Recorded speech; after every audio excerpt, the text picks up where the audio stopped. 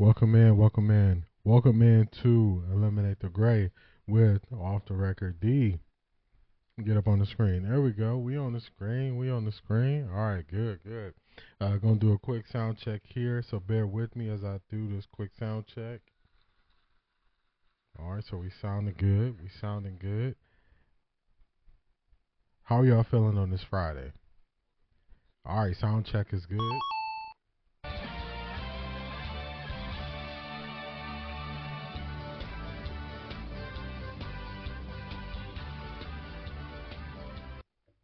All right, sound check is good. I always do a sound check. Ever since I had the one episode that I recorded and my audio was bad, or actually my audio was off. I got a little paranoia with the sound check, so now I don't go live. I don't get deep into it without making sure my sound is good. Welcome into Eliminate the Gray with Off the Record D, where real sports live. Each week, I break down the biggest stories in sports, giving you hot takes fueled by logic, life experience, and time spent in team sports. No hot takes for clicks, just real perspective. I call it how I see it, whether it's breaking down a big game or calling out the media for how they spin the story. If you want sports talk with no agenda, you're in the right place.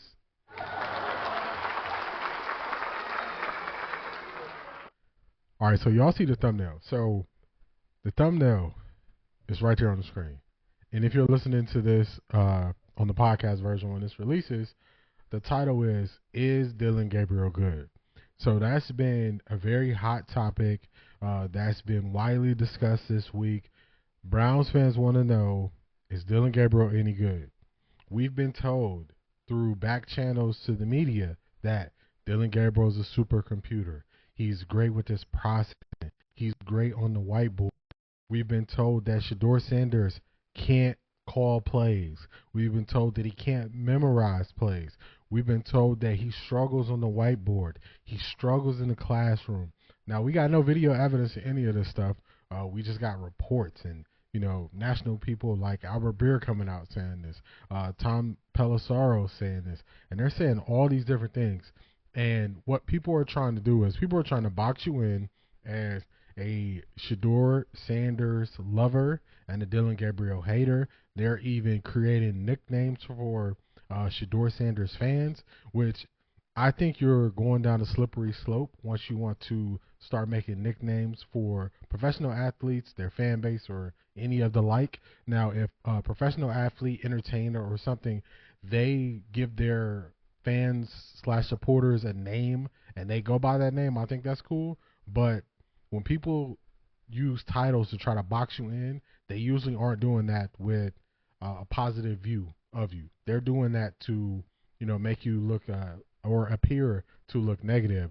So on different radio shows, they're doing that. You won't see me engage in that because it's just, I have a philosophy on how I view and speak on things, and I always go back to that philosophy. So certain things you'll see me steer clear of.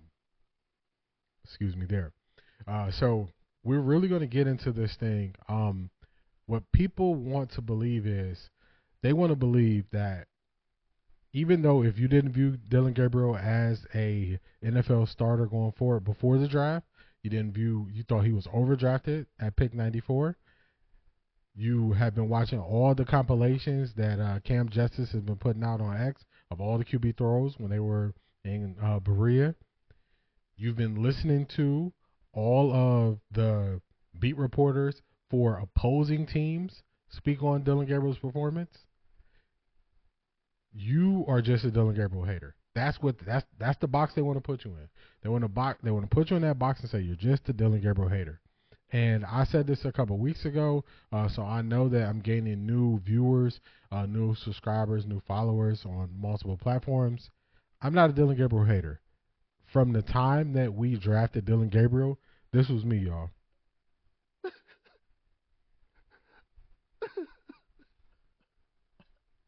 I was in bed crying like Stewie. That night we drafted Dillon Gabriel, and the second night of the draft was over. Man, I was up till 2 in the morning. I was contemplating, can I go through another season of rooting for the Browns? Last season was tough. So a lot of people, they're here. They have this renewed energy. I've been a Browns fan my whole life. I've seen the ups. I've seen the downs. I went through the 0-16. I went through the 1-31. I went through so many bad seasons, and then going through that 3 and what did we end up doing? 3-14 last year. I went through that season, so I was streaming last year. I was streaming on TikTok before every Browns game and after every Browns game. Last 2 games of the season, I didn't make it. I didn't even watch the last 2 games of the season because it was just to the point I was like, I can't take this anymore. This is too much. I can't keep going through this. Let me adjust my chat right here. I was like, this is too much. I can't keep going through this. I can't keep looking at this poor product that they're putting on the field, and they want us to believe that this product is actually good. So, I went through it, and that was me when we drafted Dillon Gabriel. Moving forward, my views on Dillon Gabriel haven't changed. I've always viewed Dillon Gabriel as a college quarterback where offenses had to be designed to play to his strengths, and you need dynamic talent on the outside. You need dynamic playmakers for him to succeed. Now, you marry that with Kevin Stefanski's offense, I don't see it working. So I'll give you 3 football reasons why I was not excited for the Dillon Gabriel pick. We got 3 right-handed quarterbacks, and he's a left-handed quarterback. His strengths are going to be different than the right-hand quarterback's strengths. His dominant hand is left hand. That was 1. He's shorter than the other quarterbacks. So we're going to have to roll him out and move the pocket. The problem is you cut off half the field when you move the pocket and roll a player out. And also, people start to get those tendencies really easily that we're rolling you out and we're moving the pocket. Then you have the potential to have a lot of passes batted down at the line of scrimmage. And people say, oh, well, that didn't happen in college. Okay, that's cool. What happened to Baker Mayfield when he was in Cleveland? He had a decent amount of passes batted down at the line of scrimmage. So what people want you to do is they want you to go in these situations with this blind faith. They want you to be like, I know you saw this happen with Baker. I know you saw this happen with other guys. I know you see that majority of quarterbacks in the NFL are over 6 foot. But you know what? I'm going to trust the Browns. The Browns on this one, the entire NFL was wrong and the Browns are right. That's what people are telling you to do when it comes to Dillon Gabriel, and they're saying wait until he plays. When he gets on the field, they're saying he's a gamer. So it went from he was great on the whiteboard, not so good at practice, now he's a gamer like Shedeur. And they want you to believe this. All right, cool. I'll try to believe it. But then those same people who want us to say the Browns are handling the quarterback position right, the Browns are, we should have faith in them, all those people are up in arms for the last 24 hours since the Quinshon Judkins news has came out and since the Isaiah Bond rumors of him signing with the Browns and that news came out. But I thought we were trusting them. I thought we were trusting the organization. I thought we were trusting Andrew Berry. I thought we were trusting Kevin Stefanski with how they're handling this quarterback competition, that they have a plan. Shouldn't you also trust them with the Quinshon Judkins? Shouldn't you also trust them if they decide to sign Isaiah Bond? Which one is it, y'all? Are we trusting them or are we not trusting them? Which one is it? So we're going to dig into all things Dillon Gabriel to start, and we're going to get a little bit into Shedeur. Unfortunate, Shedeur has the oblique injury. It's looking like we won't see him for the remainder of the preseason, which is a bummer because Shedeur definitely has been the bright spot on the Browns so far. He's been a beacon of hope for Browns fans and also Shedeur fans alike. So that's just a bummer. It's one of those things where, as a Browns fan, you don't always want to just go back to the Browns will be the Browns and something bad will happen, but you get so many examples of it happening. So that is the long open to the show.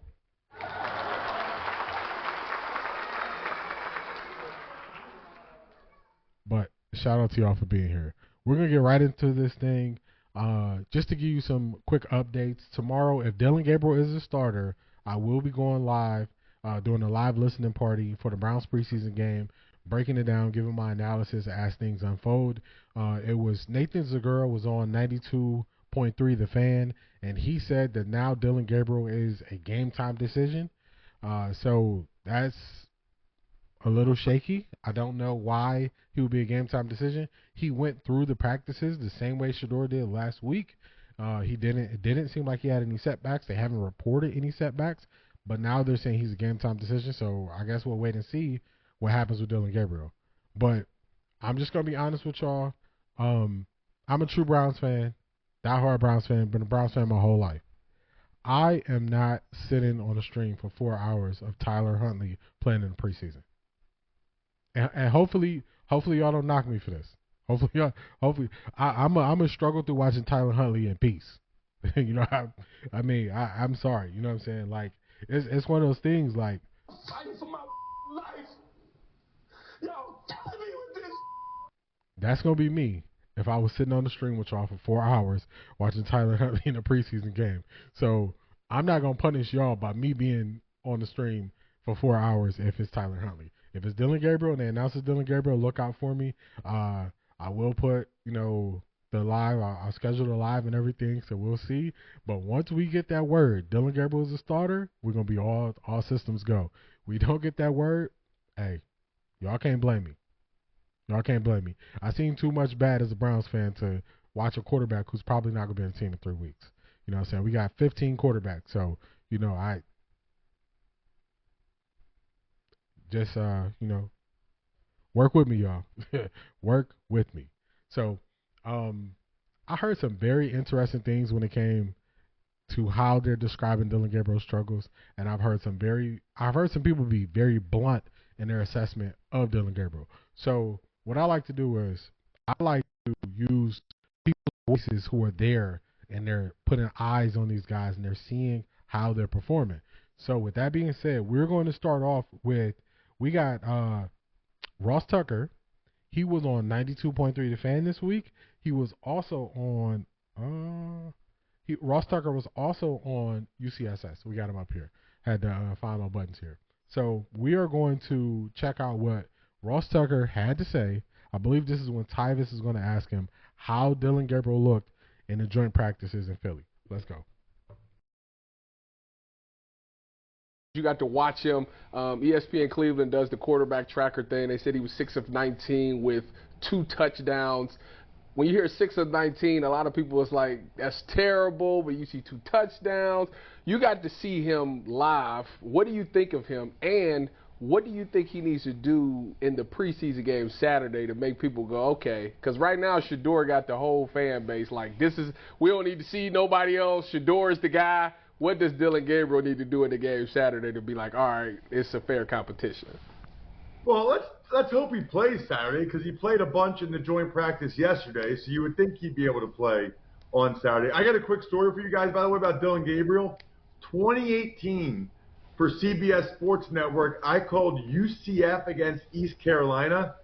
Dillon Gabriel was the starting quarterback for UCF. His star wide receiver was Gabe Davis, okay? Wow. Fast 2018, Ross? 2018. Oh, my God. All right. Man, y'all know I don't like to keep pausing these things, but even the first time that I heard this, I kind of couldn't believe it was true. Dillon Gabriel started a game that he called in 2018. We're in year 2025. Dillon Gabriel is a rookie quarterback in the NFL. So I know I don't joke that often with numbers, but when I joke with numbers, I over-exaggerate, so it's very clear that I'm joking. Like I just said, we got 15 quarterbacks. That was 7 years ago. 7 years ago, around this time, he was calling a game for Dillon Gabriel, and his number one receiver was Gabe Davis, who's been in the NFL and been on multiple teams at this point. This is crazy. Let's move along. Let's keep listening. Let's hear Ross out. Forward, it's 2025. Okay. Yeah. Gabe Davis played his 4-year contract with the Bills. Got a big contract with the Jags. Played there last year, his 5th year in the NFL, and got hurt. Gabe Davis is going to be on his 3rd team and his 6th year whenever he signs with somebody in the next 2 weeks. And Dillon Gabriel is just now entering the NFL. Like, that's unbelievable. Man, he looks little out there. I mean, he looks super little. That's okay. You know, that's become more of a popular thing with guys like Bryce Young and, to some extent, Kyler Murray, Tua, Baker, whatever. You know, in fairness to him, you know, I would say half of those 19 passes were bootlegs where they got Gabriel on the move, so the hamstring must be okay, and nobody was really open. I mean, credit the Eagles. I told you they didn't look great, but they were certainly prepared for bootlegs because every time Gabriel booted out, he's just running, patting the ball, nobody was there, and he had to throw it away. It was not like he was missing throws or he was scattershot that I saw. It was mainly on these boots that nobody was open, and he kind of just had to dirt the ball or throw it away. Does that make them too predictable with him? Because you can't just let him stand in the pocket. He does have to move. You do have to move. All right, Beast. I see you. I would love for Shedeur to play tomorrow. I would love to see Shedeur play tomorrow. I'll tell you selfishly, as a streamer, I would love to see Shedeur play. As a Browns fan, I would love to see Shedeur play. But I think they're going to play it safe because he looked so good when he was in the first outing, which wasn't the ideal circumstances for him. So, I mean, if Shedeur is playing, you're going to see me tomorrow.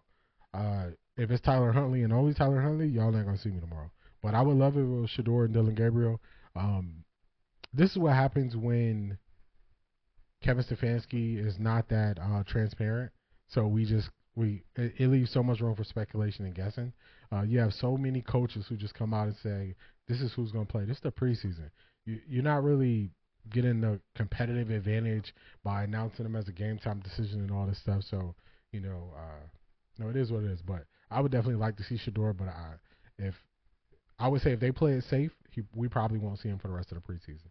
I don't think it's terrible, his injury, but I think they'll proceed with caution, only because the timing of it. Because now they kind of got some built-in excuses. They can say, it's preseason game 3. If he doesn't play tomorrow, preseason game 3, we got to get the starters ready. We got to get them some snaps. If Kenny Pickett ends up being healthy, we got to get some tape on Kenny Pickett. So I think that's the excuse that they'll use, and then they'll just say we're just going to proceed with caution with Shedeur. So I can see them saying that. I'm not saying I fully agree, but that's what I can see happening. All right, so back to Russ Tucker said what Russ Tucker just said about a lot of bootlegs, making them predictable, having to move the pocket. Jeremy, I agree with that. If we could see Gabriel and Pickett tomorrow, I think that would be great. It's not looking like it's gonna stack up to be that way. So let's move this over just slightly. Okay, there we go.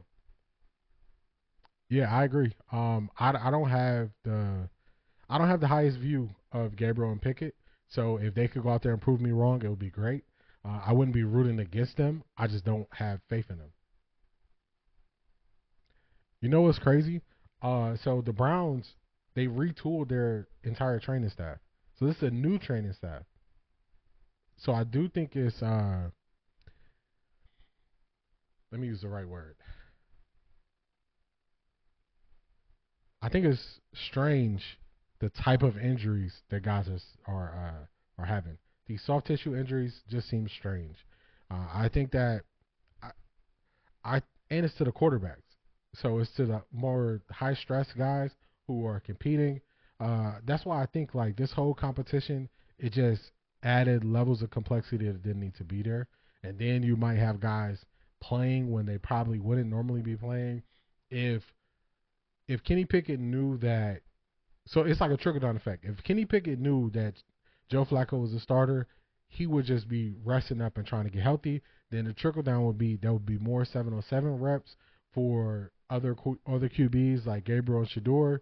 And then if Shedeur knew he was getting more reps with the other guys injured, he's not doing the 40 minutes of throwing before practice, 40 minutes of throwing after practice. So it's just a trickle down of bad situations getting worse because one initial decision wasn't made. So that's kind of how I view like the injury portion of it.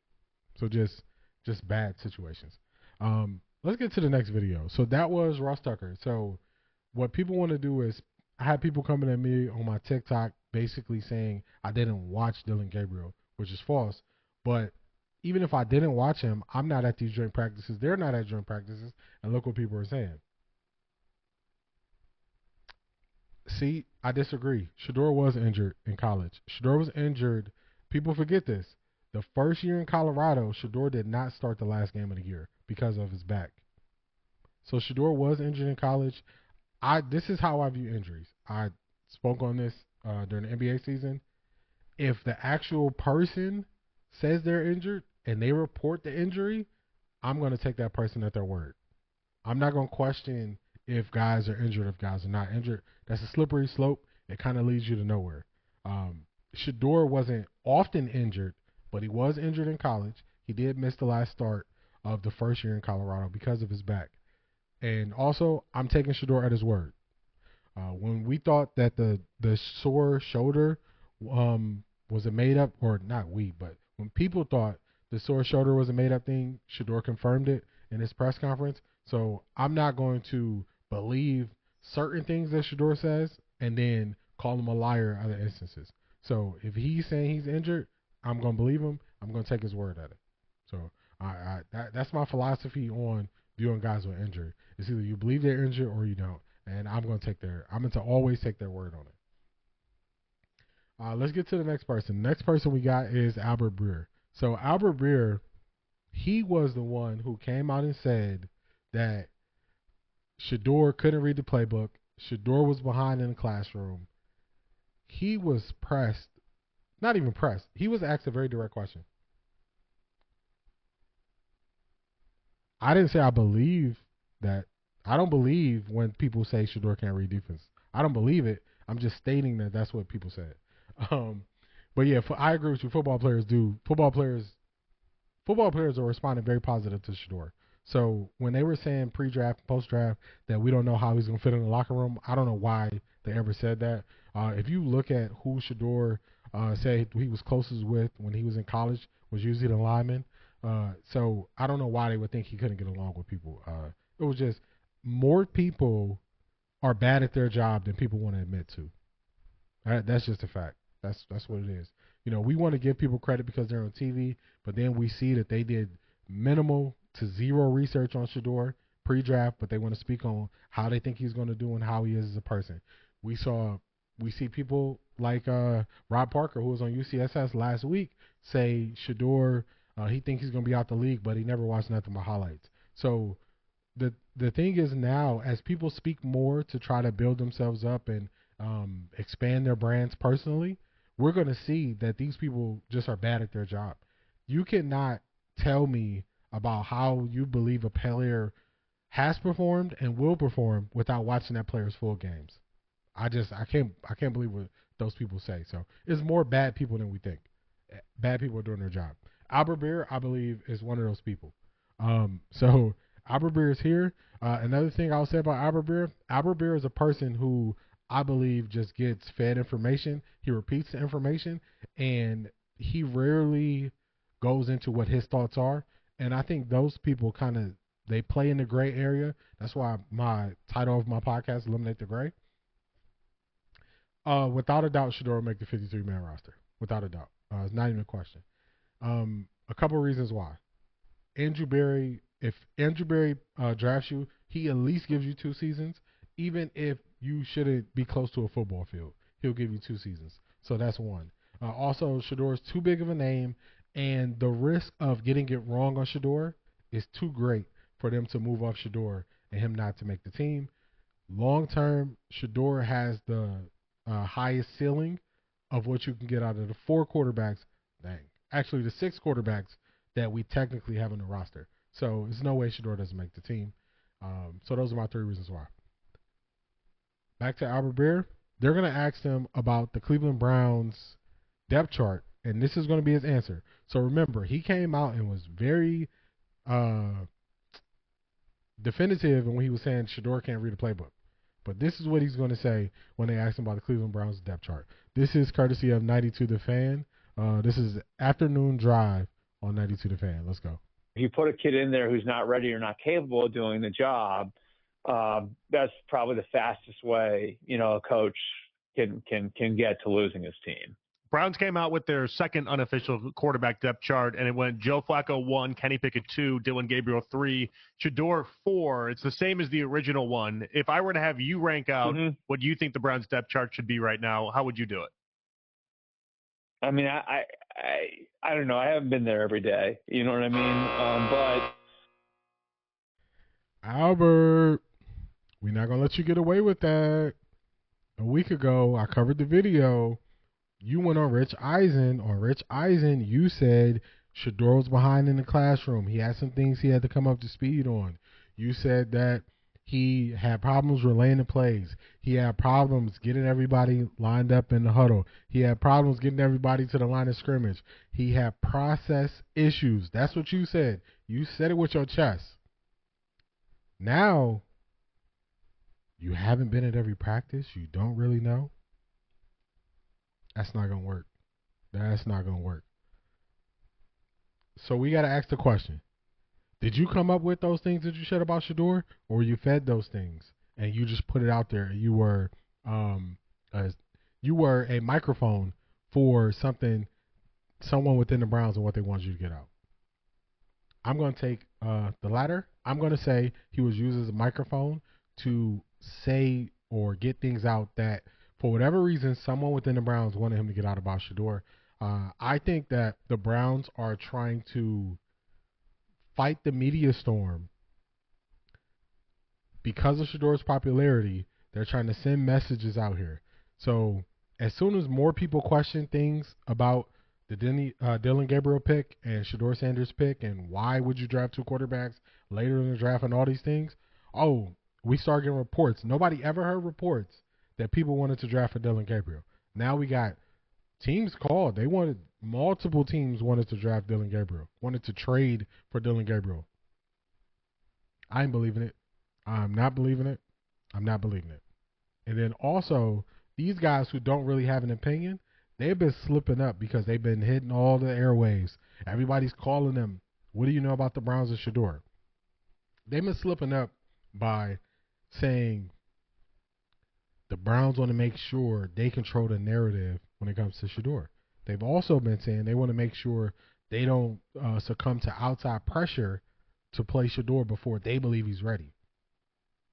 So if they're sprinkling those things out, I think people hate on Shedeur because he's polarizing, and I think people also hate on Shedeur because he's successful and he comes from a successful family, and people want to see people who they believe they watched kind of get it out the mud. You know, they want to see the person who was crying on draft day, who mom had $12 and the coaches had to pay for his cleats. They want to root for that type of person, but they don't want to root for the person who had a active father, one of the greatest athletes of all time, who was constantly breaking down barriers and reaching new heights. They don't want to root for that person because they believe that person is entitled. They believe that person had an advantage. They believe that person was given opportunities that they didn't deserve. What they don't realize is the father did all the work to make sure he can put the sons in a position to be successful. If you have children, I have a daughter, it's nothing you wouldn't do. It's nothing you wouldn't do to make sure you set your kids up and put them in a good spot. And people say they like that, and that's what people do in their everyday life, but then they hate on Shedeur for being a recipient of it. It's no different than Bronny. People hate on Bronny because LeBron uses power to get Bronny into the NBA in the spot that he wanted him in. And everybody learned what nepotism was when Bronny got drafted, even though he was one of the last picks in the NBA draft. You know when they didn't say anything about nepotism? When Danny Ainge, when his son gets hired in the front office of the Utah Jazz, and Danny Ainge was working for the Utah Jazz. They don't talk about nepotism when an owner passes down his team to his children and they run it. They don't talk about nepotism then. So it's just certain people that they want to hate on, and those are the reasons why they hate on Shedeur. I don't think Shedeur is a bad guy. I think Shedeur is a really good guy with a really good heart. Also, people think that the draft broke Shedeur, and people always say, "Oh, they're trying to break him." I don't think Shedeur would let them break him. So I don't think that's going to work as a strategy. But yeah, that's Albert Breer. That's him. That's an L take from Albert Breer. He don't know. He don't watch them enough to talk about them, the depth chart, but he knows enough to say Shedeur can't read the playbook. So that's going to be an L from him. Let's get to Mary Kay. Now, I will tell y'all, I said it months ago when Mary Kay put out what she would do in the draft. This is another one. This is Baskin and Phelps. This is from 92.3 The Fan. I use a couple of their videos, so fair use for all the videos I'm using. 92.3 The Fan has some good guests on this week with some good insight, or at least good for content. Mary Kay is going to give a reason for Dillon Gabriel's struggles that I've never heard before from a rookie late round draft pick. Listen to what I'm saying. Rookie late round draft pick. Now, if Dillon Gabriel was a Cam Ward, this makes sense. If Dillon Gabriel was Caleb Williams, this makes sense. Never heard this from a late round draft pick who was always believed to be a backup in the NFL. Let's go, Mary Kay. What you got to say? Thought of Dillon Gabriel so far. Well, here's the thing to remember about Dillon Gabriel, and a lot of people lose sight about this. Dillon Gabriel was asked to do so much more than Shedeur Sanders has been asked to do so far in Browns training camp. He and Kenny Pickett were bearing the brunt of the installation of the new offense. They were being tasked with trying to figure out what was going to work, what wasn't going to work. So the concepts, the calls, everything was a lot more for. So I have a question for y'all in the chat. Have y'all ever heard of a late round quarterback, third round, designing the offense for the team that he was drafted by? Have y'all ever heard that? I've never heard that before. I've never heard. She's also going to say his efficiency took a hit because he was doing this. Have y'all ever heard that before? I've never heard that before. Now, when we start to hear stuff out of the ordinary, that's when my antennas perk up and I really start to question what people are saying to me and what they're trying to get me to believe. And when I heard this, I promise y'all, I listened to this 10 times. I kept playing it back. I'm like, I have to be making this up. This can't be what I just heard her say. And I went back and I was like, that's exactly what she said. So now the excuse for Dillon Gabriel, when he goes 6 for 19, when he goes 1 for 7, when he goes 3 for 14, the reason that Mary Kay just gave us was he is taking the hits to design the offense. Mary Kay, you messed up. You put two people's names in there. Kenny Pickett, you put Kenny Pickett's name in there. Kenny Pickett has looked better in 7-on-7s the whole time playing with an injured hamstring. So how come only Dillon Gabriel, who is tasked with designing the offense as a rookie quarterback, how come he doesn't look as bad as Gabriel? That's where you messed up, Mary Kay. See, sometimes we get these people, they're reporters, they get inside information. And I remember telling people, hey, don't go to Mary Kay for anything with her analyzing the game. I said that, months ago. And people were like, it's nothing to go to her for. And I was like, no. I was like, it's actually something you can go to Mary Kay for. She will get insider leaks from the Browns. Who was the first person to report it? Shedeur Sanders was going to start the Carolina Panthers preseason game. Mary Kay. Mary Kay was the first person to report that. She reported it hours before everybody else. So it's going to be certain things that the Browns are going to, get out to the media through her, and also they're going to give her, some big things. How big of a story is it that you're the person that broke that Shedeur was actually going to be the starter? Crazy big story. Crazy big story. So that was Mary Kay there. Let's play a little bit more of this, because when people are jumping through all these hoops, I think what they're trying to do is they are trying to lower the bar of expectation for this person. That's what I see. So let's see what else she has to say. For Dillon than it was for Shedeur. And both of them have done a really nice job with what they have been asked to do. Dillon sacrificed efficiency at times for, in the name of trying to help get this new offense up and running. So that's what people have to think about when they think of Mary Kay. We're not going to let you do that. We're not going to let you do that. You know why we're not going to let you do that? Because they are going back to the Kevin Stefanski offense that he felt the most comfortable running. And they have the offensive line who has ran this system, excelled in this system. They have Joe Flacco, who's going to be the starter, who has excelled in this system. So you're not going to get me to believe the rookie we drafted in the 3rd round that we love so much that we traded up in the 5th round to draft another guy at his same position. You're not going to get me to believe that he the one designing the offense. Is he a coach or is he a player? Is he a coach or is he a player, Mary Kay?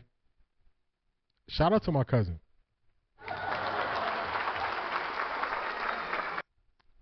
Shout out to my cousin Jamie. He commented on one of my videos and he said that Dillon Gabriel is going to be a QB coach in 2 years. He was on to something. He knew something that I didn't know. He was on to something because maybe he had insight that really Dillon Gabriel's out here coaching. He out here coaching. He ain't out here playing. So shout out to him. He has some insight I didn't know about. Let's see what else Mary Kay got to make up for us. About Dillon Gabriel. And, now he's had the hamstring, so he really hasn't had an opportunity to show what he can do when maybe they have pared down the offense a little bit or streamlined it a bit to do the things that he does really well. Let's size up some other positions. What do we learn about Mary Kay? That doesn't match. You said he is taking a hit to his efficiency because he's helping design the offense. And in the same breath, you said they had to pare it down and they're not doing things that he's good at. So he's designing an offense that he's not good at. He's designing an offense that he's going to struggle in. He's designing an offense that's not going to work for him. That ain't going to work, Mary Kay. It ain't going to work. It ain't going to work.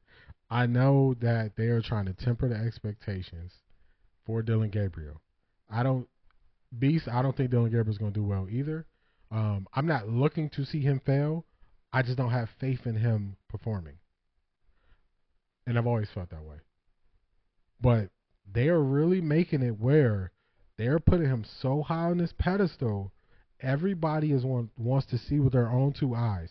They're putting so much pressure on Dillon Gabriel. Last week, after Shedeur's performance, in my recap video of things that I thought after the Browns won, first thing I said was Shedeur raised the bar, and also the Browns are setting up Dillon Gabriel to fail. And the reason why I said that was because everywhere we looked, everybody has heard that Dillon Gabriel is so good at processing. He's so good at the whiteboard. Now he's designing the offense. He's not showing it in practice.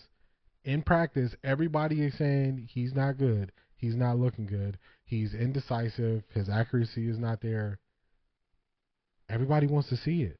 So if Dillon Gabriel goes out there, let's go through the stat lines on what you think that everybody will just go crazy about. If Dillon Gabriel goes out there and he throws 150 yards, 2 touchdowns, no interceptions, people will say, okay, he's on par with Shedeur. If he goes out there and he throws for 100 yards, 1 touchdown, 1 interception, it's going to be shaky. They're going to be coming at him.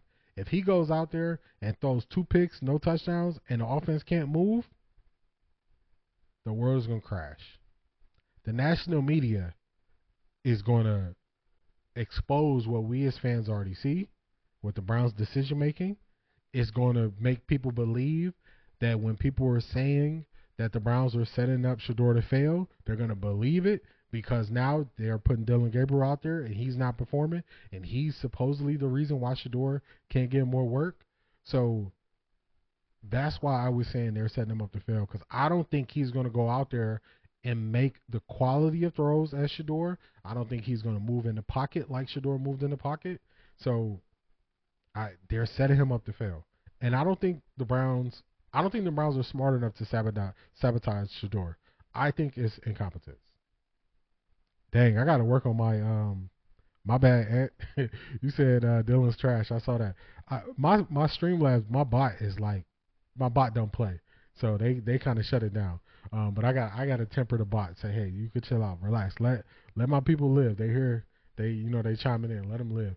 And I did catch the beginning of that. I don't want to say he's trash yet, but if he come out here and is trash, I'm just gonna call him trash. I don't think he's good. That's the bar for me. So he could look better, but I don't see it. I don't see it at all. So we got Ross Tucker. I would love to see Shedeur in the third preseason game because I don't think he could do anything but build up from there. I just hope that they give him an opportunity to play. I know that Kevin Stefanski is doing something different. So for the last couple of years, Kevin Stefanski hasn't played starters in the preseason, and it kind of came out today, I think. Nathan Zagura said that Kevin Stefanski on the show they did last night said that most starters will play in the third game. So it all depends on how long they play.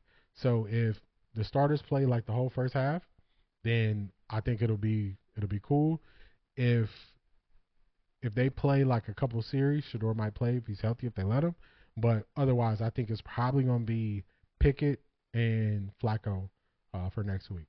Maybe Dillon Gabriel. I don't know. We don't know if Dillon Gabriel's healthy or not healthy, so we'll have to see about that. But that was Ross Tucker. That was Albert Breer. That was Mary Kay making excuses. Who we got next? So we have, this is 92 The Fan again. This is Afternoon Drive. This is Elliot Parks. He is a beat writer for the Philadelphia Eagles. Funny thing, everybody always questions the Browns QB tracker, but he's going to say in a longer version of this that he's been doing the QB tracker for the Eagles the last. Gino. Gino. You might be onto something, my friend. He throws some pick sixes. It's nothing they're going to be able to say. I'm pretty sure Kevin Stefanski will get on the podium press conference, and he will start it off by saying, we had some guys that look good. We had some guys who didn't look good. Definitely some things that we want to clean up. We want to be a football team that doesn't have a lot of turnovers. We had some turnovers in this game that we want to correct. We're going to go into this week. We're going to review the film, and we're going to come back better for it next week. Book it. That is what Kevin Stefanski is going to say. I watched enough press conference of Kevin Stefanski to know that he doesn't say anything, but at the same time, he's going to say 50 words. It's going to be a word salad. So that's what he's going to say if Dillon Gabriel throws 2 pick sixes. If he throws 2. If he throws 3, he might even say that. If he throws 1, he's definitely going to say that. So you can book it. That's what he's going to say. Hey, Chris, all we could do is wait till he get out there. I don't think he's good. But the Browns are saying he's good, and the Browns are holding back somebody that is universally viewed as better. So it doesn't make sense. Let's get to Elliot Parks, which this is going to be funny what he says. This is somebody else. So when people just say, oh, man, it's Shedeur people who are hating on Dillon, I don't think so. Everybody is looking at him and saying, I don't see it. So this is Elliot. Let's get to Elliot. How did Dillon Gabriel look? I would not be putting stock in Dillon Gabriel as a future quarterback of this team if I were Browns fans. I thought he was probably better today than he was yesterday, but I'm skeptical after watching him for 2 days. Unfortunately, I didn't get to see Sanders practice. Obviously, he didn't practice the last. So now, I'm a person. I'm always asking questions. I have another question. Just like everybody wanted to say, it was conspiracy theories. Why Shedeur, wasn't getting the reps, wasn't getting the opportunities, even though everybody sees that he's better. Not for the little Giants.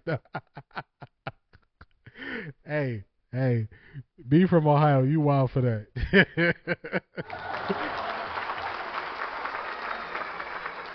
Hey, you wild for that. That's funny. He might not be the tallest on the team. Man, let me leave him alone. I ain't even gonna go down that road.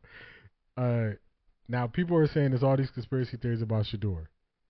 Could we flip it and say it's all these conspiracy theories and everybody just out to get Dillon because they don't like him? Can we flip it and say that? Or is it real that people just aren't seeing good things from Dillon Gabriel? Which one do you think it is? I think it's that people are not seeing good things from Dillon Gabriel. I don't think this is a situation where people are just all coming together. You know what? This is crazy. Y'all know what they're accusing us of? They are accusing us of colluding against Dillon Gabriel, and we are saying that he is not getting a fair shot. That's what they're saying. They saying we colluding against Dillon Gabriel. They're saying we got other people in the media colluding against him. They are saying the fans are colluding against him. So everybody's just colluding against Dillon Gabriel. They shot it down that the NFL might have colluded against Shedeur. Then it comes out that the NFL colluded against these other quarterbacks when they were in contract years, and people just skip past that. So we're gonna learn more about the NFL. We're gonna learn more about the NFL because you see that John Gruden case is able to be in open court. The NFL is most likely going to appeal. We also get to see that the defensive coordinator, man, every time I want to speak on this defensive coordinator, his name slipped my mind. He's a defensive coordinator in Minnesota. He was the head coach in Miami. His lawsuit against the NFL has also been able to go forward. So people are uncomfortable when the truth comes out, when they believe things are handled differently. So people just avoid it like it's not there, like it didn't happen. But the NFL could potentially be lined up to take some big hits.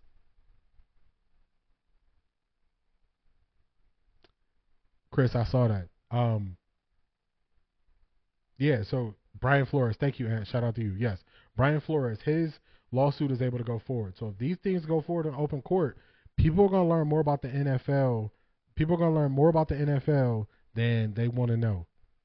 They're going to see it. It's going to all get put out there because what people always go to is they go to the NFL smart. They make all this money. It's the number one league. The owners do everything great. They always go to that.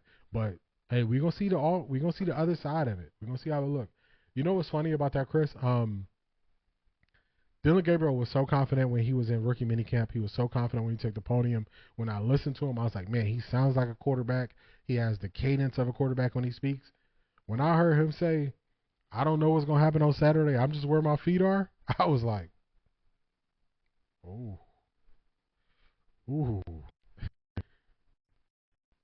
I see the Browns in their attempt to slow down the praise for Shedeur. They put Dillon. How do we know how Dillon Gabriel's going to handle all this pressure? Because in practice, he's not handling the pressure well. So they put him in a terrible spot, and it's going to be on him. It's going to be on him to figure it out. So maybe, like I said, maybe we all just colluded against Dillon Gabriel, and we all want to see him do bad. So maybe that's what it is. We're going to see. I got another one from Albert Breer. What I got this time? To across the NFL about Shedeur on Friday night. So now we're going to switch it. We're going to go to Shedeur news. This is going to be us looking at, oh, man, he's shaking in his boots. He like this. Let me see. Where's my thing at? He's sitting there. How you feel about being a starter? Whew. He's sweating. You know, y'all remember that show. They like, man, you want to phone a friend? Chris, I said the same thing. Shedeur set the bar. People were trying to tell me, I put clips on my TikTok. They were trying to tell me that Shedeur didn't set the bar. I was like, you crazy. If Shedeur didn't set the bar, why did the quarterbacks perform the best the first practice after Shedeur's game? He put pressure on everybody because NFL players know NFL talent. They know NFL talent. So they know that, man, if he did this and the team is not really pouring into him, what could he do if the team was pouring into him? What could Shedeur do if he's getting consistent reps and he's not going and having to do extra work? You know what I'm saying? Hey, he going to be like Willie Beeman. So they know that if they poured into Shedeur, they know that he could do a lot better. So it's one of those things, man. They put him in a very, very tough spot. This is more of where people who don't like Shedeur, this is what they don't want to hear. But listen to what Albert Breer is going to say he heard from other people within the NFL. See, I listen to this stuff, and I'm like, man, this tells you how they view people. So this is Albert Breer. Let's get to it. That everybody's insane to be talking about it like they are, and that if people see one more first take segment on it, they want to throw their TVs out the window. I mean, honestly, guys, it's just it's at the point now where, I mean, just let the guy be a rookie. You know what I mean? Like, we don't. It's he had a couple of nice throws against a really vanilla defense, a defense that wasn't running much, that has backups in the game. And Albert, we're not going to let you get away with that. You know why we're not going to let you get away with that? So you're going to diminish what Shedeur did. What is everybody saying about Jackson Dart? What did everybody say about Jackson Dart this week? Man, Jackson Dart, he really looked good. He hung in there. He threw that deep touchdown pass. It was right on the money. He stared down the barrel and made the throw. So this is the question. Do we get to push Shedeur on the same level as the Cam Ward and the Jackson Darts? Or do we got to calm down and us have an excitement for seeing him perform? Which one is it? Does preseason matter, or is it vanilla defenses? If you tell me it's all vanilla defenses, I don't think any of it matters, I would say, you know what? I don't agree with you, but I respect you saying that. But if you're going to pick and choose who it matters for and who it doesn't matter for, I can't rock with you because you don't stand on anything. See, the undertone to everything I do is I stand on something. I put out there how I feel. You got to put out there how you really feel.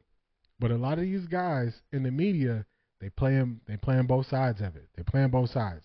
They want to speak like their analysis matters. You get asked a question about your analysis, you got no answers. Well, I mean, I wasn't there every day, so, I don't really know if the depth chart makes sense. Then you tell me, I mean, he made some good throws, but if I got to see one more first take segment, don't turn first take on. It's simple. If I don't want to think about what first take does, I don't watch it. I think that's true too. The Dart, I wasn't as high on Dart as everybody else. The thing that concerned me about Dart was I watched when he was with John Gruden, and John Gruden asked him basic questions. He asked him if he was like, okay, what was your cadence when you went to the line of scrimmage? And he clapped. And that was his cadence. So I was like, okay, that's going to take a learning curve. Then you put him in a big market like New York. You got the GM and the head coach both on the hot seat. You got people flying things over the stadium during games, you know what I'm saying that the owner should sell the team, fire everybody. That's not a good spot to go in and try to develop because your timeline is going to get sped up. You're expected to be the savior. We traded up to get you. So I don't ever think that's a good position. They're going to get sick of Russell Wilson soon because he plays it super safe, and their jobs are on the line. So I agree. I don't know why they picked Gabriel and put him in this position of making him the team spokesperson and mascot, but that's what they did. So they did it, so now they got to live with the consequences of it. I noticed something. So everybody looked at when the draft call, all the draft calls for Cleveland Browns happened, when the Shedeur one happened, people had questions. I had questions when the draft call happened for Dillon Gabriel.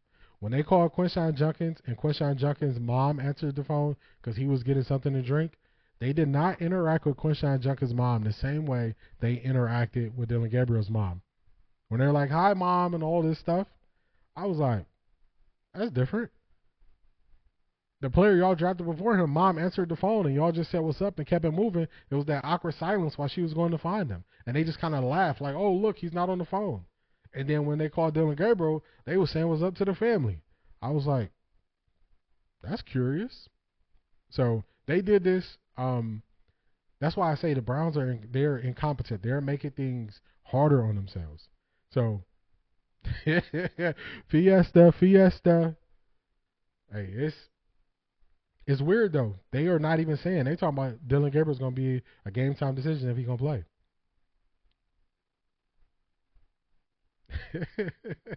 Chris, I'm reading what you said about Jackson Dart.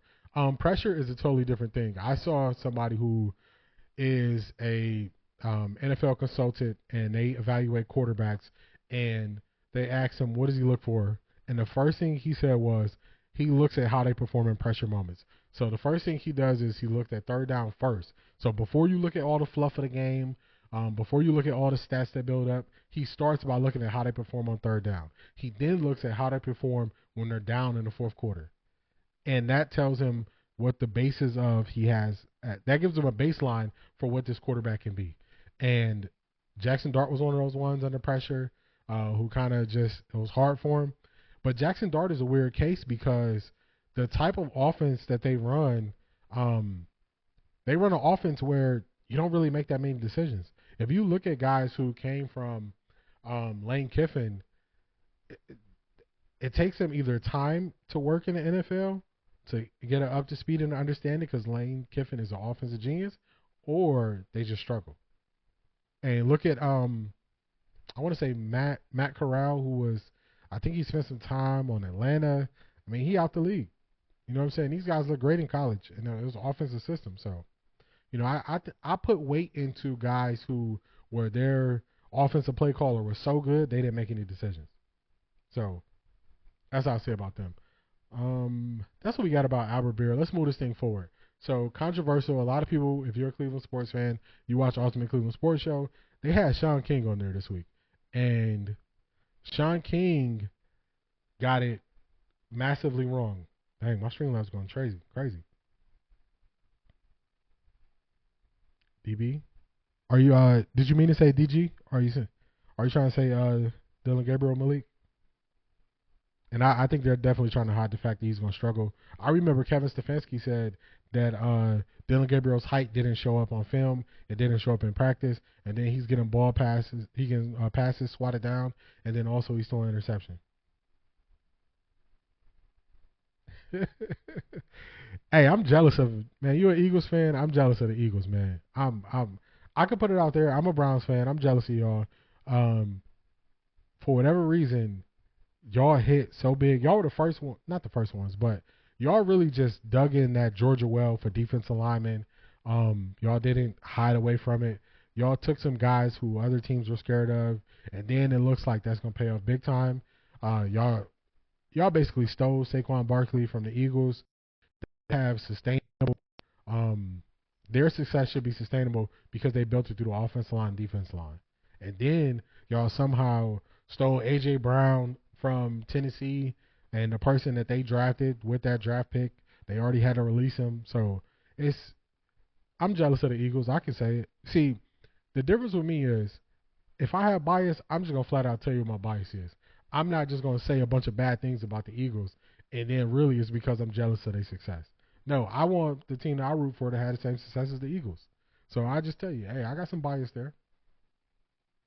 So this was kind of controversial, and I'm going to tell y'all the point that a lot of these guys are making a mistake. So this is Sean King on UCSS. This don't look too good. Let me take this up. So, hey, shout out to you, Ant. I used to watch Coach JB. I used to watch their show last year. He is taking the Jason Whitlock approach where they talk from a place of they understand, and then they just say outlandish things to try to draw in attention. So once I saw that, I stopped watching the show. And every week last year, he was picking against Colorado. And he always was moving the goalpost on why, when he picked against Colorado, why he did it. So I just couldn't get with it. My four hands. Okay, all right, Malik. Yeah, definitely, I agree with that. Yeah, I don't know. I don't know about people who take that that shock approach because I know they don't believe what they're saying. That was a Skip Bayless special. Say something crazy, say something outlandish. Yeah, that's what it is. I mean, we all do this for clicks and views, but some people will take a different approach. I'd rather people get to know me and like what I'm putting out and like what I'm saying, like my consistency, and then say I'll tap in. I wouldn't want people to come here thinking they're going to get my view on sports, and then I'm just saying a whole bunch of crazy stuff to get people tuned in. So it's going to be stories that I don't even really touch like that because I don't want to turn into a soap opera. And that's what these guys have figured out for YouTube. They just care about how many clicks and views they get, so they turn it into soap operas where everything is dramatic, everything is outlandish, everything is shock value, everything is to push pressure points and emotion out of people, which I do it to a degree because you have to do it on YouTube, but I don't do it to the level that they do it to. So, yeah, he's super controversial. He even brings in like politics into when he's speaking on sports, and they're crossing all these paths, and I don't want to take that approach. If it takes me 4 years to get monetized and to get people watching me and to get steady viewership, I'd rather take that approach than me just cover all of the sports gossip. When Shannon Sharpe is going through stuff, let me cover that. When this person is going through something, let me cover that. Let me take, that would be like this year if I went and said, okay, I'm going to root against Arch Manning and everything he does and hope he fails. So, yeah, that's why, you open up another can of worms when you take that approach. So that's why I choose not to take that approach. And then, guys go through demonetization and then they got to wait, trying to get their channels back. And I don't want to invite that on myself, knowing that that's going to be the outcome. So, I avoid that. So shout out to you, Chris. Great comments. Let's get to Sean King and what Sean King had to say. To not just who wins this competition, but that the locker room has full respect for who wins this competition than Kevin Stefanski. Because he's seen what his team looks like when the quarterback is talented, but the locker room don't fully respect or follow the guy that's under center. And I will say this last thing about Shedeur. Cut the BS out, man. Just play football. He got a chance to be such a good player. It's like, it doesn't even seem like organic and real when he does it either. Like, he'll run for an 8-yard and then he gets up. And what is the wrist thing? Is that the all like that? That's the all like that. We gotta have that. We got to have that. We gotta have it. Under no circumstances. Get you a Richard Millie. Under no circumstances the wrist goes nowhere. So it's a big problem with these guys. Shout out to you. I appreciate you.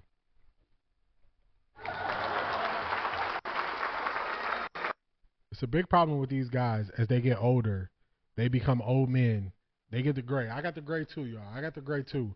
But one thing I really try to not fall into the trap of not thinking about how I was when I was the guy's age who I'm speaking on. That's the trap they fall into. So this man, actually, I don't want this dude tongue out on my Now he might have to. Let me fix this. So I don't think that Shedeur has BS. Find me the BS. Facts. My four hens. Shout out. Yeah, G. Bush definitely. G. Bush is the only one that, and you notice G. Bush didn't hesitate in that spot. He did not. G. Bush did not hesitate. He was like, no, I like that. How do you take away what got a person here? So confidence is the thing that you really need in sports. Let's use Bryce Young. Bryce Young, number 1 overall pick. The quarterback, Frank Wright was the head coach, and he was supposed to be a quarterback guru. Frank Wright didn't want Bryce Young. Bryce Young struggled because they were killing his confidence because you got a guy who don't believe in you. Then what happens? Last year, Bryce Young, he starts the year. Canales makes him the starter. They call it early to build up his confidence. He's not performing. They got to sit him down. They bring him back up. They build up his confidence. Bryce Young is a totally different player this year because they're building his confidence back. Look at Bryce Young in press conferences. Look at how he speaks. They said, this year Bryce Young is talking trash to the DBs and the defense in practice. That's confidence. Confidence is the thing that gets you there. Facts, they are scared of they have created a monster, and now Dillon Gabriel got to come out there and look like, Lamar or Josh Allen. If he doesn't, the whole world is going to flame the Browns. And that's what people say, the Browns don't care about that. Yes, they do. Because now they're not making the decision on if he's going to start or not. So you can't kill people's confidence. So I don't want people to change who they are. Who you are is how you got here. I don't want people to. Facts. Totally agree. Them saying he's a game time decision. Last week at this time, we already knew Shedeur was starting. Now this week, when Dillon Gabriel went through practices, no setbacks. We don't know if he started. It's like, all right, what y'all trying to do? That don't make sense. So, and also shout out to you, and I appreciate that. When these guys get up here and they say, "Oh, lose this" or "What is that?" Is he the only person celebrating in the NFL? Now, if it was one person celebrating in the NFL and it was Shedeur and nobody else was celebrating, they have an argument. They don't have an argument because he didn't even call out anybody else for celebrating on the Cleveland Browns. The Cleveland Browns are a team that when we got Jim Swartz, he told our defense they better celebrate when they make plays. They were getting scolded for not celebrating. So now you're telling the most important position, tone down what made you you because I don't feel comfortable with it? That's trash. That's trash. And then also, they say, "Oh, cut the BS." What is this BS you speak of? What is this BS you speak of? I can't find the BS. Do y'all see the BS? What BS is Shedeur Sanders doing? What is Shedeur doing since he's been on the Browns? He got the speeding tickets. But you know what made the speeding tickets not that bad? Myles Garrett on his 8th speeding ticket since he's been in Cleveland. And you don't see the same thing that they're saying about Myles Garrett, about Shedeur, when they did the exact same thing, going very similar speeds. So that's null and void. I don't want to hear it, because if you didn't kill Myles Garrett for it, even though Myles Garrett flipped his car over a couple years ago, even though Myles Garrett has his 8th speeding ticket since he's been a member of the Browns, you can't use that because you didn't hold Myles Garrett to it. Facts. Nike put up the poster before the game was over. I have a post coming out. I can't remember what time I scheduled it. I don't know if it's today at 12, today at 3. One of these times I got a post coming out today. And my question is Shedeur Sanders is he the biggest superstar in the NFL? It's going to make people mad. I'm letting y'all know. I already know it's going to make people mad. The problem is the viewership and ratings. Look at the draft. The only reason people watch that draft in the day 3 was because of Shedeur. Highest draft ratings they didn't seen in a long time. The only reason why the first preseason game against the Carolina Panthers did the numbers it did was because Shedeur was starting. Highest game they didn't seen in a while. Shedeur, I'm not saying he's the best player, but he might be the biggest superstar in the NFL based on tangible things like jersey sales, based on things like ratings. People going to get mad. I'm just letting y'all know. They're going to be getting mad about this take, but the numbers back it up. So, shout out to you, Chris. You see it. Yeah, you. How do you tell me he's not the biggest star when people tune in the most for him? When everybody says what a superstar is, they say they have to captivate the audience. People have to want to see them. You can't take that away from Shedeur.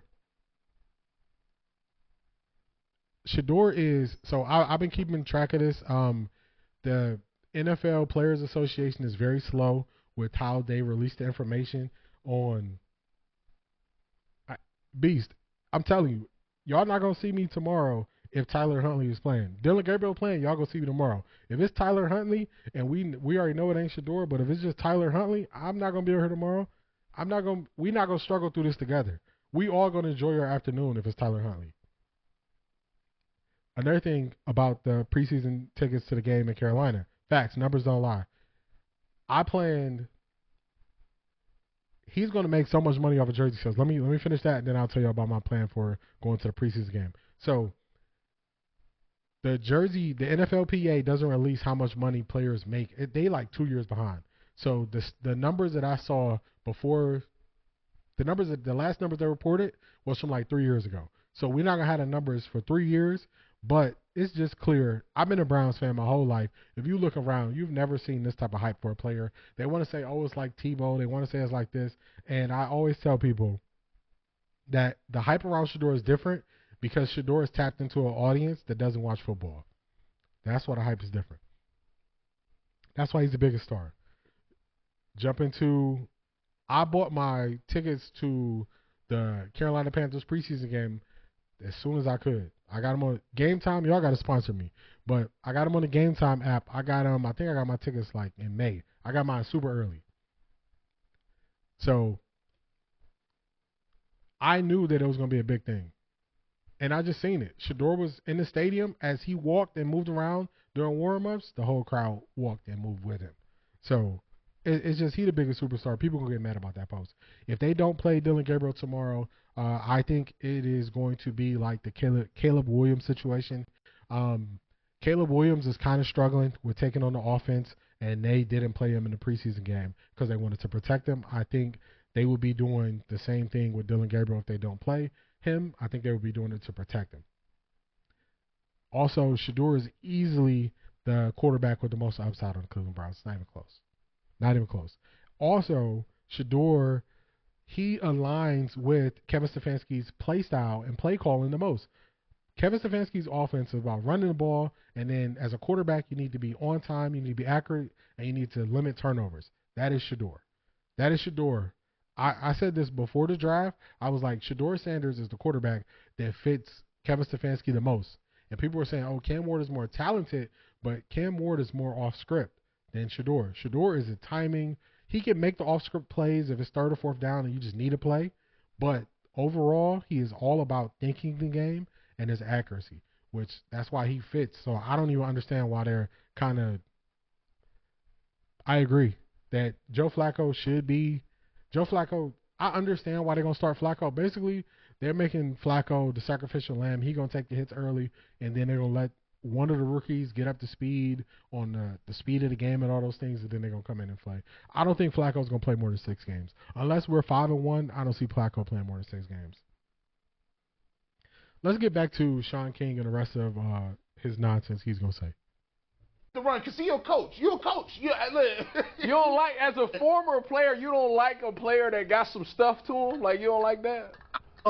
I don't like my quarterback to seem as though he spends as much time on other stuff than he does on football. Like, people like Shedeur because they think of him as a celebrity. It'd be fun to hang around him. Sean. When you are called for analysis, give analysis. When you try to put a reporter hat on, this is where you start catching these L's. Your first L, stop all the BS, which he can't tell us what the BS is. First L. Second L, people want to hang with Shedeur like it's not all about football. What is it about, Sean? A week ago, or a week and a half ago, we got Tony Grossi saying that Shedeur shouldn't be throwing as much and getting the extra work in because it's a detriment to him. Now, move forward, we got you saying Shedeur is doing all these outside things. What are these outside things you speak of? Shedeur gets a camera put on him anywhere he go. We've seen Shedeur go talk to kids. We've seen him do outreach in the community. Since training camp has started, what are you talking about? What are these things that are off the field that you're talking about? These guys, they just start making stuff up. He's just making this up. This is on the fly. Basically, he said, if you're my quarterback, I don't want you to celebrate. That's going to be a problem because you're going to look at all the top quarterbacks and find me the one that don't celebrate. That's going to be an L. That's going to be an L, my friend. Now, what is all this BS you speak of? What is all this that he's doing off the field? Find it. Because there will be footage of it, right? What is it? These guys just make stuff up. He's going to catch another L. I'm going to let him talk some more. I let people speak so we can listen to them take these L's. We can see how many times they could be wrong in a row. He trying to go 3 for 3. He trying to be 100% batting average. Let's see what else he got to say. Like, we could go to Dion's Ranch. It looks like this got his own gas station. I mean, we can drive in the nice cars. But let me stop him real quick. I wanted to let that play out, but this is the first thing I think of when I hear that. We can go to Dion's Ranch. It has its own gas station. We can drive all these nice cars. What do y'all hear? What's your first thought when you hear somebody say that? I'm going to give y'all a second, and I'm going to tell y'all what my first thought is. My first thought is I hear a person who is jealous of what somebody else has accomplished and what they have. That's my first thought. I'm willing to be wrong on this. Facts. It's his signature thing. It's his signature thing. When you are a star, you need a signature celebration that everybody knows, and it captivates people, and it helps with your marketing. That's exactly what it is. He's hating and a combination of jealous. That's what I hear when he says that. Because what does Coach Prime's ranch having a gas station on it have to do with Shedeur playing football for the Cleveland Browns? You see when they just start fishing for stuff? Oh, and he got all these nice cars on it. What does that have to do with what you said about Shedeur? So I hear jealousy. So he's gonna say, I guess it's fourth. I thought he only had 3 L's in here. He got another one. Let's hear him out.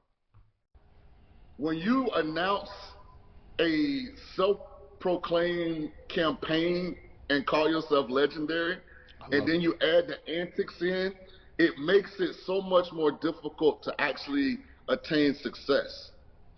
I don't disagree. I'm going to disagree with you again, and now I'm going to hit you with some examples. LeBron James got chosen one tattooed on his back before he played an NBA game. Sean, you're a hater.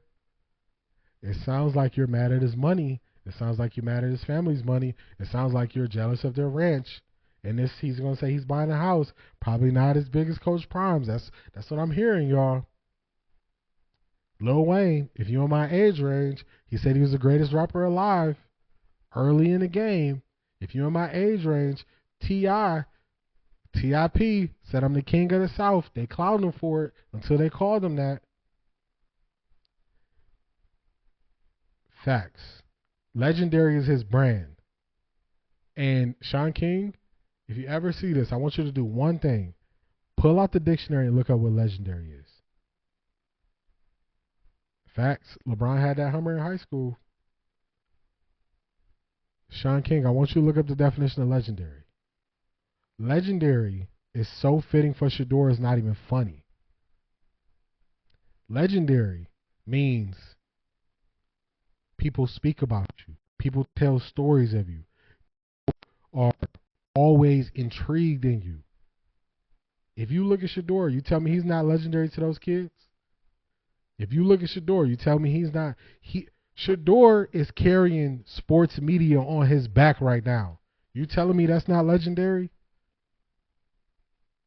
I'm in this game. Anything you put Shedeur's name on, anything you put Shedeur's face on, you get clicks just off the strength. It don't matter what you say after that. And you going to try to tell me that's not legendary? People only listening to what you're saying right now, Sean King, because you've been a regular on UCSS, because you talk reckless about stuff with Shedeur. You were talking reckless about the ranch, the cars, the gas station, at the house. That's all legendary, my friend. That is all legendary. Look up the definition, Sean. Look up the definition. He's good enough just to go play football. And after the first year of earning the starting job and putting 10 out of 17, good games on film, then do some of the extra stuff. But what if that's him? Sean King. You got to ask these people questions. Sean King, did you say this about Cam Newton doing the Superman when he was in Carolina as a rookie? Sean King, did you say this about any other young player that is celebrating? Sean King, did you say, Abdul Carter, your chain is too big when he got drafted? Did you say, anybody else walking across that draft stage, your diamonds is dancing too much, I can't take it? Did you say to any other player, your family got too much money, I can't take it? Did you say this to anybody else, Sean King? Because if you didn't, then we know you're just a jealous hater. That's what it is, man. You can feel how you want to feel. And I'll even tell you on the other side of, if Sean King was to see this video, what he would say to me. This is what he would try to play to me. He would try to say, Man, it's just a small YouTuber trying to get his name out there. So I'm using Sean King's name for clicks and likes.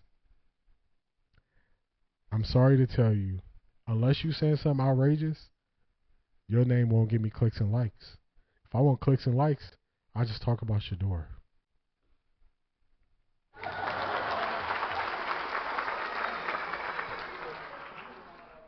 That's a mic drop. That's enough from Sean King. Sean King, last thing he's going to say here is he's going to say that Shedeur attacked Tony Grossi. Everybody got that wrong. Tony Grossi is the one that stopped Shedeur and initiated that interaction. So you can't. Actually, he said he attacked him. You can't attack somebody who stops you. That don't make sense. So we're just gonna sum it up. We got a hater, and we got somebody that's pocket watching. We got somebody that's jealous. That's what it is. We're gonna get to Cam Newton. I got a couple more for y'all before I let y'all go. We're gonna get to Cam Newton. Cam Newton, once he get done with all his dancing and talking, he's gonna sum up what Shedeur did very quickly and succinctly. So let's go, Cam. None other than the main man, Shedeur Sanders, as he got off to a hot start or overhyped. Shedeur Sanders jumped out and had an amazing performance against the Carolina Panthers, completing 14 passes out of 23 attempts for 132 yards, 2 touchdowns, 0 interceptions. Yep. So with this outing, what questions was answered for Shedeur in the So I final? had a reaction video early this week, Peggy. If you follow my Twitter, if you follow my TikTok, if you follow the Instagram of the page 4th and 1, you would have saw that I said something in that stanza prior to this game happening, and it was something as simple as this: create competitive commotion. Break that down. Create competitive commotion.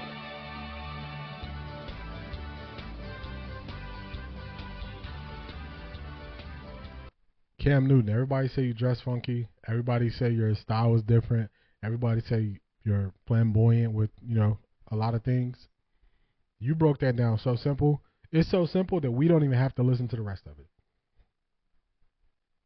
Create competitive commotion. The triple C's. That's exactly what Shedeur did. Shedeur set the bar. He went into Carolina. We're not going to let people forget the fact that he was probably going to struggle. And before the Carolina game, they were saying, man, we just got to make sure Shedeur can get them out of the huddle and get them lined up and snap the ball. We're not going to let them forget that they set the bar that low. We're not going to let them forget it. Shedeur did his part. Shedeur did exactly what Cam said he should do. And he established the bar. He created competitive commotion. And now Dillon Gabriel is shaking in his boots. This is Dillon Gabriel, y'all.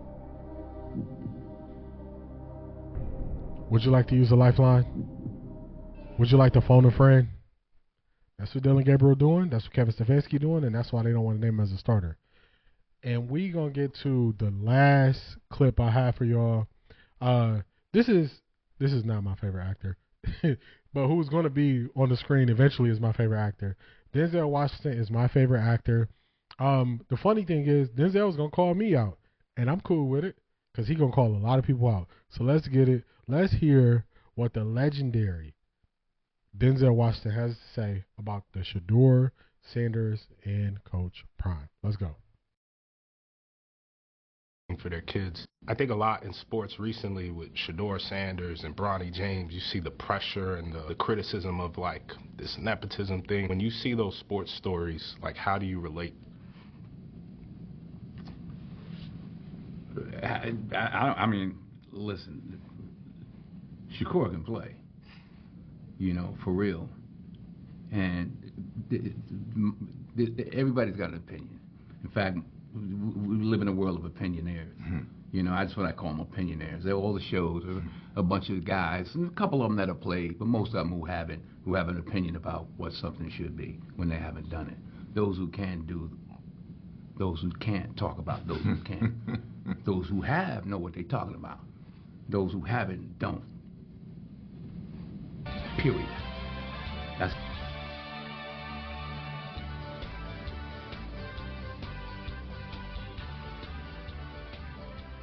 Man, y'all, I caught some strays there. Hopefully I can make it through. But Denzel was right. Hey, if the Browns think they're going to make it through, their front office think they're going to make it through and win in 3 to 5 games, they got to be out of their mind. The Browns need to at least double their win total for them to be able to stay here. So if they mismanage this thing, it goes south. The Haslams are not going for two bad seasons in a row. Extremely bad. So, facts, Gino. That's going to be DG. You know, he's been talking to Dan Lanning this whole time. The funny is because Dan Lanning was the one who was taking shots at Coach Prime, and now Coach Prime is going to get the last laugh when his son beats out the quarterback. So everything is tied together. Everything is tied together. If Kevin Stefanski wants to keep his job, he has to not believe that he is secure going into next year without taking a step forward this year.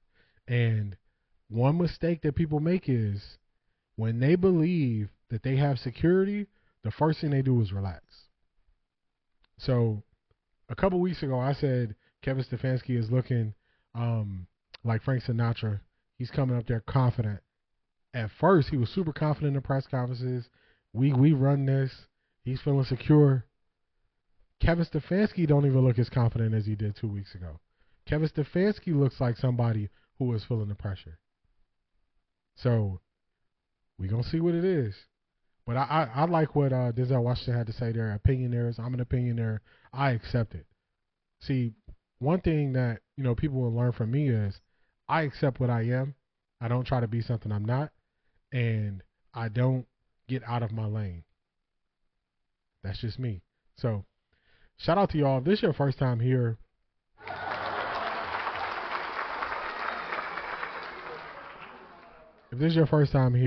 I definitely appreciate you being here. Definitely appreciate y'all interaction. Shout out to Ant. Shout out to Chris H. Shout out to Gino. Shout out to Beast Reincarnated. Shout out to My Four Hens. We had somebody else in the chat earlier too, who I wanted to shout out. Where you at? Shout out to Amber. Shout out to BF from Ohio. Who else? Or somebody else. I think my bot sniped him. Shout out to Malik. Shout out to everybody who tapped in, who was here.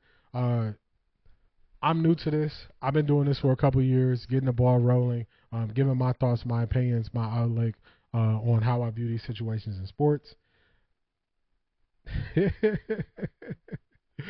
Barry might be back in Philadelphia. They're on thin ice. But I definitely appreciate y'all tapping in. This is Eliminate the Gray. I am OffThaRecordDee. This will be releasing in the podcast form tomorrow. You can get it anywhere you listen to podcasts. I go live at least once a week, and I do this style of show. And then going into the football season, I'll be live doing listening parties because I can't put the video up at the actual games. But this is somewhere you can tap in, you can hang out, you can hear my analysis, you can go back and forth with me. We'll talk about what we see on the field. So shout out to all y'all for being here. I really appreciate it. If Dillon Gabriel is announced as a starter, I'll be live tomorrow. We can check out the game together. If it's Tyler Huntley, I'm sorry. Y'all won't see me. If miraculously Shedeur is playing, y'all will see me. But Tyler Huntley, shout out to UC Brown. Tyler Huntley playing 4 quarters. I'm not going to suffer through that in front of y'all. I've suffered too much as a Browns fan, so I'm not going to torture. We ain't going to sit here and be in the torture chamber together. So I really appreciate y'all. Like, comment, subscribe. Catch me in the next one. Shout out to y'all, and peace. Where's the outro?